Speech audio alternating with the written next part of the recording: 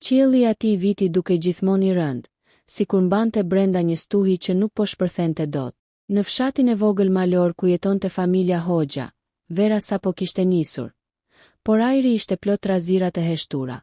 Njerëzit flisnin me zë të ulët, rinin më shumë brenda, dhe çdo ditë sillte thashethe me të reja për borxhe, grindje mes familjeve, hakmarrje të vjetra që dikush donte t'i ndiste sërish. Në qendër të këtij fshati, në një shtëpi të thjeshtë, jetonte një burr i qetë, Besnik Hoxha, gruaja e tij Liria dhe djali i tyre, Arjani, vetëm 7 vjeç. Besniku ishte punëtor, i njohur si një nga njerëzit më të drejtë dhe më të heshtur të zonës. Ai nuk hynte kurrë në probleme, nuk kërkonte telashe dhe shpesh u thoshte të tjerëve t'i shmangnin grindjet e kota. Por ajo verë nuk ishte si të tjerat, dhe fati nganjëherë e gjen njeriun që nuk e kërkon. 1. Nata e ëjedi jetën e dyshishte 18 korrik. Ora rreth 22:30.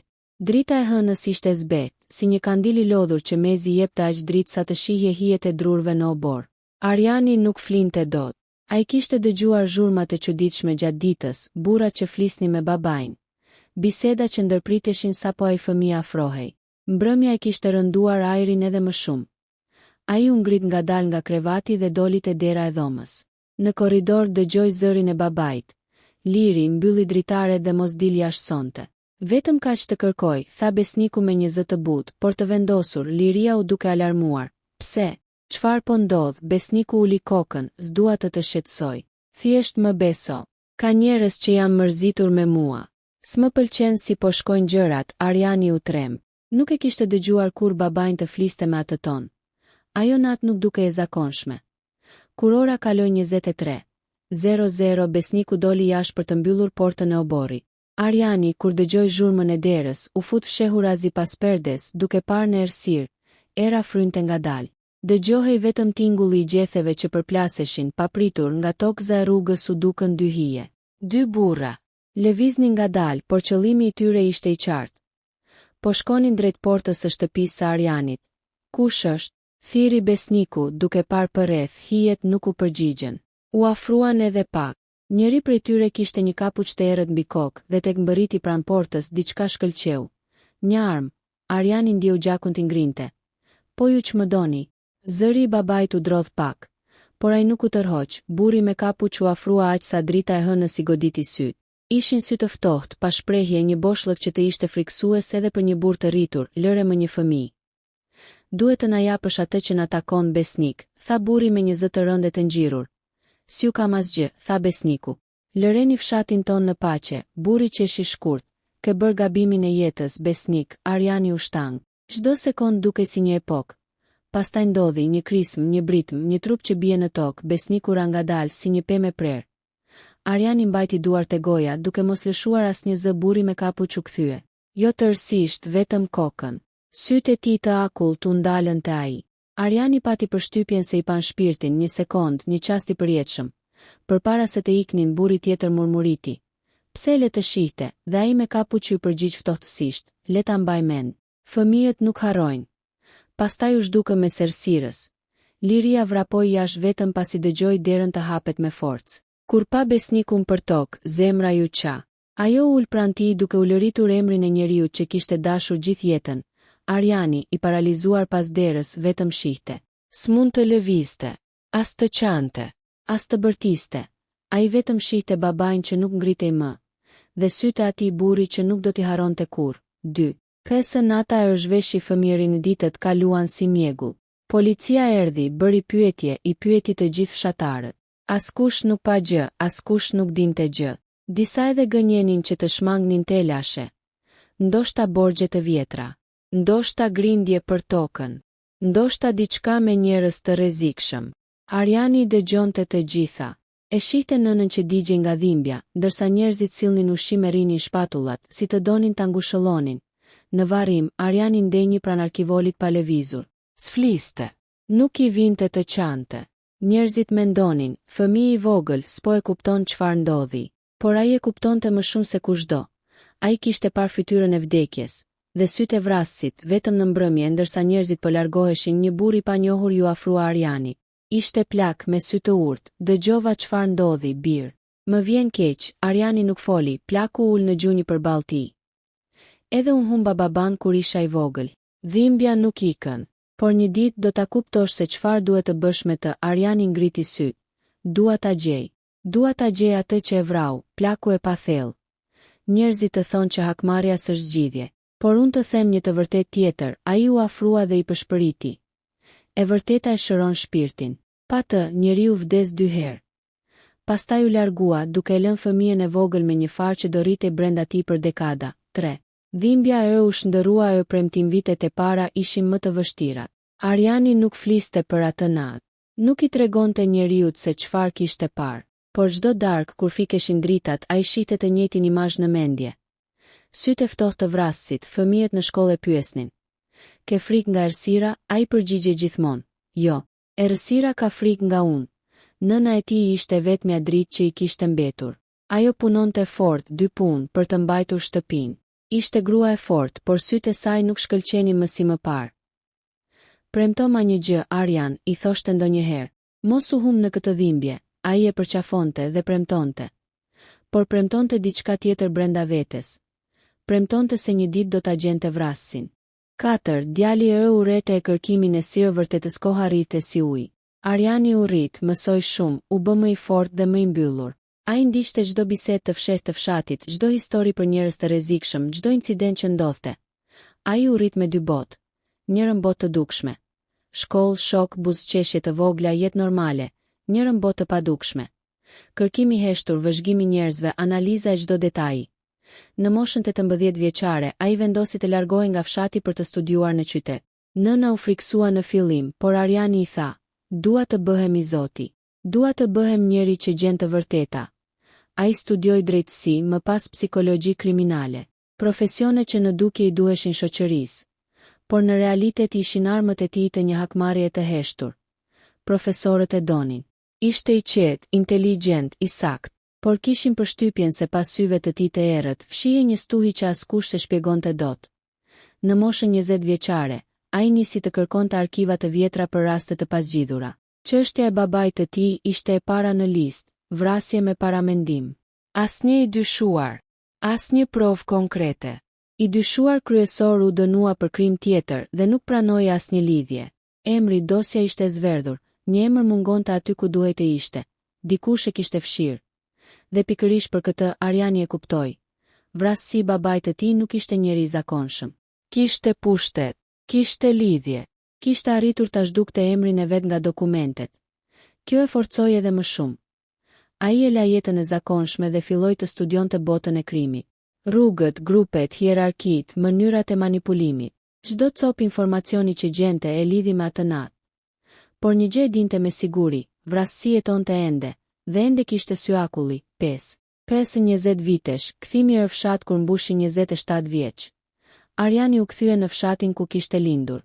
Rrugët ishin po të njëjtat, por njerëzit kishin ndryshuar. Shumë kishin ikur, të tjerë ishin plakur, nëna e tij ishte dobësuar, por syt ju ndritën kur e pa. U ktheve zemra ime, u ktheva nën, tha ai duke përqafuar fort. Por ai nuk ishte kthyer vetëm për të kujtuar, ishte kthyer për të mbyllur rrethin. Për të gjetur atë që i mori babain, në darkë, ndërsa pinte kafe në verandë, dëgjoi një zë. Një zë të rënd, një zë që nuk e kishte harruar. Ai ngriti kokën në rrugicë duke biseduar me 2 burra, ishte një njeri me flokë të thinjur, por me sy të ftohtë. Të njëjtit sy, zëri ishte i pandryshuar. Nuk e besoj, përshpëriti Ariani duke ndjer trupin tim piksej. Ishte ai Armani, vrasësi i babait të tij, 20 vite më vonë fati e solli vet para syve.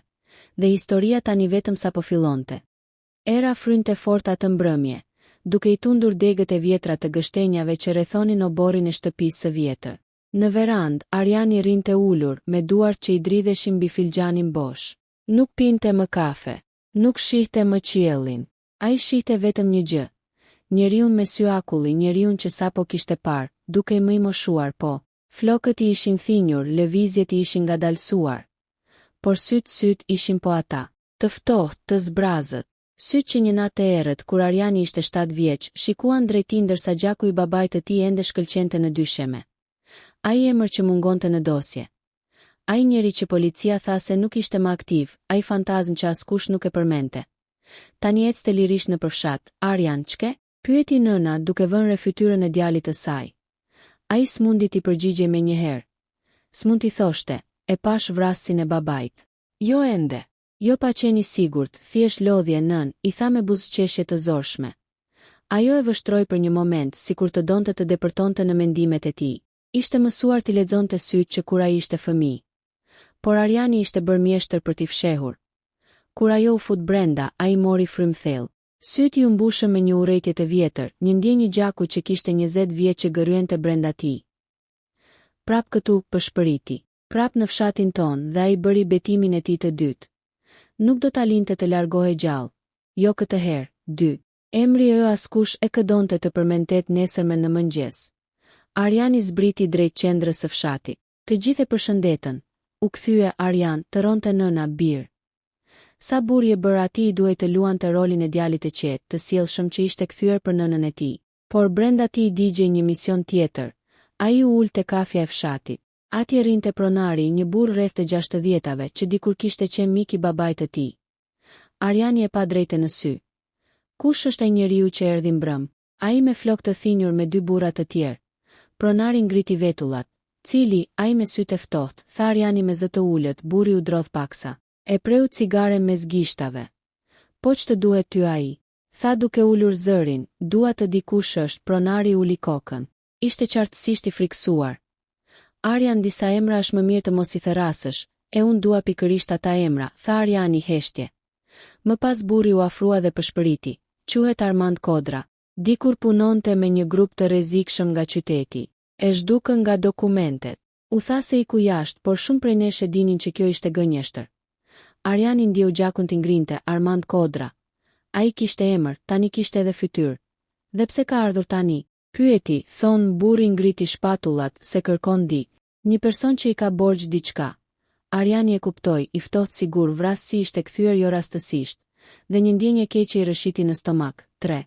Ndjekjat mbrëmje, Ariani fshehu motorin e tij të vjetër të pas shtëpisë. Ai e përgatiti me kujdes dhe nisi ta ndiqte Armand Kodrën nga larg. S'kishte asnjë plan të nxituar. Kishte vite që priste, një hakmarrje nuk nxiton. Ajo piqet, Armandi ecte me 2 burra të tjerë të moshuar si ai. Hyri në një shtëpi të vjetër, disi të braktisur në fund të fshatit.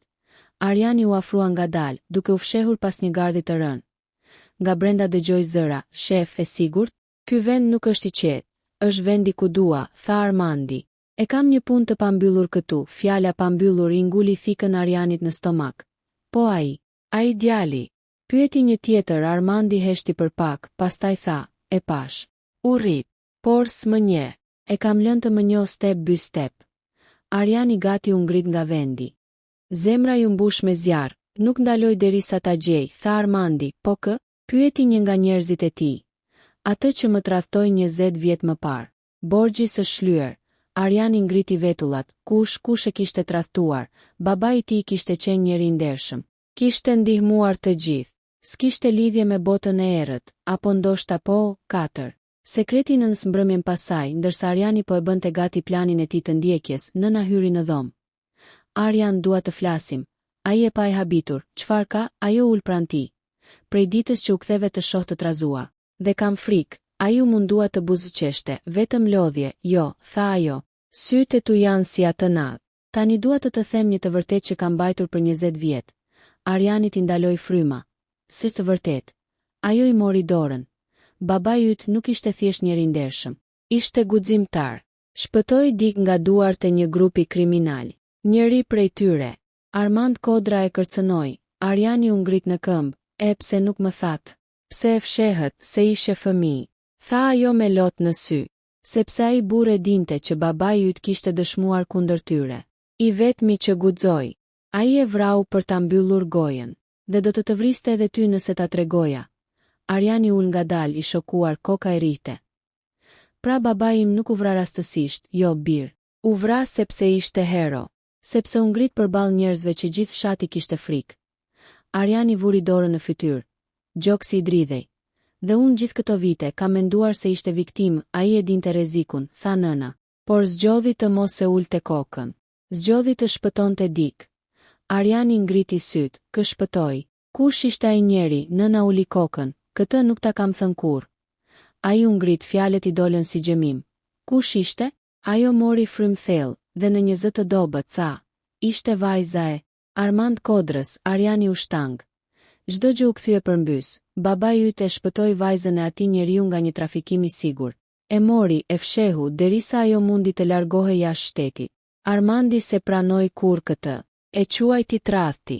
Dhe erdhi për të marrë gjakun. Dhomës i ul temperatura. Arjanit ju mpiksën mendimet. Pra i e vrau babin sepse babai e shpëtoi vajzën e tij. Po Arjani nuk fliste dot, nuk merrte frym. Dhe në atë moment ai e kuptoi.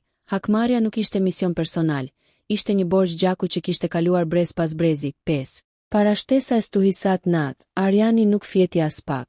Nuk e mbylli syrin. Ecte ngadalë në përdhom, duke ripërtypur çdo fjalë të nënës së tij. Armand Kodra ishte kthyer për 2 arsye. 1. Për të gjetur njeriun që babai kishte shpëtuar. 2. Për të përfunduar atë që se mbaroi 20 vjet më parë, dhe Arjani e dinte. Fshati ishte shumë i vogël që ai burr të mos dinte tashmë që djali i Besnik Hoxhës ishte kthyer. Në orën 03:40 dikush trokiti lehtë në derë. Jo me forcë, jo si mik, si një paralajmërim. Arjani mori frym thellë. Ka ardhur koha, ai doli në obor, në fund të rrugicës, në dritën e dobët të hënës, pa hijen e atij njeriu. Armand Kodra qëndronte i palëvizu. Sytë e tyre u ndeshën pas 20 vitesh, më në fund, tha Armandi. Të rrite. Arjani ndjeu thikën e të vërtetës t'i futej në zemër. Dhe un kam një punë të pambyllur me ty, tha Armandi, duke buzëqeshur ftohtësisht. Përballja ishte nisu. Mbrëmja ra shpejt mbi qytetin që kishte harruar gjithçka. Ishte një prej atyre netëve ku rrugët duken të lagura, edhe pse shi nuk ka rënë prej ditësh. E ku dritat e shtëpive dridhen si të ishin të vetme në botë. Për Ardin, kjo natë nuk ishte e zakonshme, ishte nata kur e shkuara, e tashmja dhe ajo që kishte ndëruar 20 vite me radhë, po i bashkoheshin në një pikë të vetme. Ai po qëndronte përballë ndërtesës së ulët, ku jetonte njeriu që i kishte vrarë babain Viktor Sela, dikur një emër i tmerrshëm në botën e krimit, sot një burr i lodhur, i thinjur që mezi ecte me bastu. Ligji e kishte harruar. Jeta e kishte dënuar pjesërisht, por për Ardin dënimi nuk ishte mbaruar. Nuk dua të bëhem ai që ai ishte, përshpëriti ai me vete. Por fytyra e babait i erdhi para syve, buzëqeshja e tij, duart e nxira nga puna, mënyra si e ngrinte Ardin lart kur ishte fëmijë. Dhe pastaj nata e krimit. Gjaku, heshtja, dhimbja, humbja. Asnjë njeri nuk rritet normal me një plagë të tillë. Ardi u fut ngadalë me soboreve të errëta. Dritarja e dhomës së gjumit ishte gjysmë hapur. Ai e dinte që Viktor jetonte vetëm, prej kohësh i braktisur nga të gjithë. Po, hakmarrja ishte lehtë kur shënjestra ishte e dobët, por kjo e bënte edhe më të hidhur. Hapi derën e pasme pa zhurmë. Këmba e tij preku dyshemen prej druri dhe një gërvishtje lehtë u përhap në ajër. Askush nuk reagoi. Ardi mori frym thellë, duke ndjer aromën e shtëpisë së vjetër. Ilaçe, pluhur, duhan i vjetër dhe diçka tjetër, diçka që i nxori në sipërfaqe kujtimet e një fëmie që për 20 vite kishte dashur vetëm drejtësi. Hapi derën e dhomës së ndriçuar dobët. Dhe aty ishte ai Viktori, i ulur në një karrige pranë dritares, me bastunin pranë shpatullës, duke shikuar hënën. Sikur ta priste, sikur e dinte, sikur e kishte parashikuar prej kohësh që dikush do t'i trokte atë natë. Pa u kthyer me një zë të ngjirur tha. Erdhe më në fund, Ardi bjegaj, Ardit ju drodh gjaku, ai e njihte emrin tim. Ai e dinte që do vija. Ardi hoqi kapuçin me ngadalë. Sytë e tyre u kryqëzuan. Viktori duke i qetë, po thuajse i lumtur, se besoja që do më prisje gjallë, tha Ardi me një zë të fortë. Viktori buzëqesh i hidhur. Bir, kam pritur këtë ditë më shumë se ti. Se kam fjetur këtë borxh asnjë natë. Ardi shtrëngoi grushtat, ti më vrave babain. Ja marr jetën një njeriu që si bënte keq askujt. Ja shkatërrove familjen. Maman time e çove në varr, zëri i tij u thye, më more fëmijërinë. Viktori u li kokën ngadalë, e di. Dhe kjo është arsyeja pse nuk jam arratisur. As pse nuk jam fshehur. Kam jetuar duke pritur që të vishti pas një pauze të gjatë, ai shtoi. Por ka diçka që nuk e di, dhe duhet ta dish para se të më marrësh jetën. Ardi ngriti thikën. Asgjë që do thuash nuk do të shpëtoj. Nuk dua të shpëtoj. Dua të mbaroj.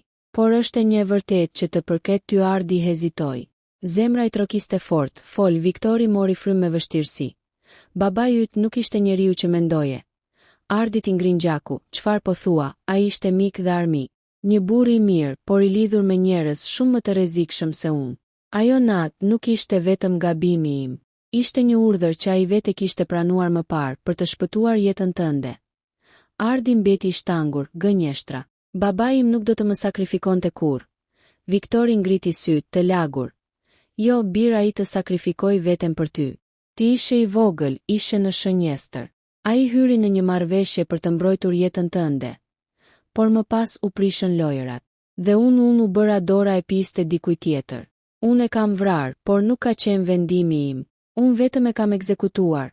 Ardi u tërhoq një hap prapa, zëri po i qahej. Kush e dha urdhrin? Viktori uli kokën, s'kam shumë kohë, por do ta gjesh. Madje të ka ndjekur gjithmonë. Dhe pastaj ai nxori një zarf të zverdhur nga xhepi i këmishës. Babai yt e la për ty i ruajtur nga unë. Një paradoks i hidhur apo jo, Ardi nuk dinte më çfarë të besonte. Dorën ja dridhi zemra, jo hakmarrja, Viktori mbylli syt ngadalë. Mbaroje punën, bir. Më jep dënimin që meritova vite më parë. Një heshtje e gjatë mbushu dhomën, drita e hënës rambi fytyrën e Ardit që mbante thikën në dorë, por zemra ishte krisur, Viktori e priste. E gjithë jeta e Ardit, gjithë urrejtja, gjithë plagët u mblodhën në një sekond të vetme. Ai ngriti dorën, por diçka brenda tij u thye. Thika rapërdhe. Tingulli i saj u përhap në dhomë si një rufe. Viktori hapi syt dhe e pa djalin që kishte ardhur për ta vrarë, duke qarë si një fëmijë i humbur. Nuk jam si ti, tha. Ardi me zë të dridhur. Nuk do ta vras baban e një tjetri, Viktori uli kokën i mbyllur në një lloj qetësie të dhimbshme. Atëherë më ke falur, Ardi ngriti zërin. Jo, por unë nuk bëhem vrasës. Ai mori zarfin, hodhi një vështrim të fundit drejt njeriu që kishte shkatëruar jetën e tij, dhe u largua në heshtje. Pas ti, Viktor Sela përshpëriti fjalët e fundit. Të lumt, bir më i fortë se unë.